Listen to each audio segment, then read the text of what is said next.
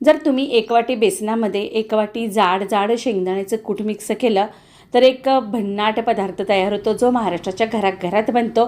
त्यासाठी हिरवी मिरची, लसूण, जिऱ्याचं वाटण पण करायचं आहे, जो झणझणीत करणार आहे। आपण कढईमध्ये तेल गरम करून घेतलं, जिरे, मोहरी आणि हिंगाची मस्त फोडणी करून त्यामध्ये घातला बारीक चिरलेला कांदा गोल्डन ब्राऊन झाला की त्यामध्ये घालाय हिरव्या मिरचीचं वाटण, ते पण चांगलं मिक्स करायचं आहे आणि चवीनुसार मीठ घालायचं आहे।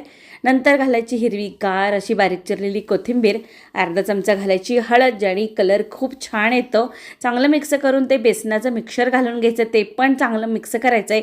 नंतर द्यायचं आहे पाण्याचा एक हबका आणि झाकण घालायचं आहे, दणदणीत वाफ काढून घ्यायची आहे आणि मस्त हिरवीगार कोथिंबीर घालून सर्व करायचं आहे। आपल्याला झणझणीत बेसन आणि शेंगादाण्याच्या कुटाचा झुणका, जो ज्वारीच्या भाकरीसोबत एकदम भन्नाट लागतो। वेळ कशाला घालवायचा आहे, पटकन करून बघायचं आहे। आवडलं तर लाईक आणि सबस्क्राईब करून जायचं आहे।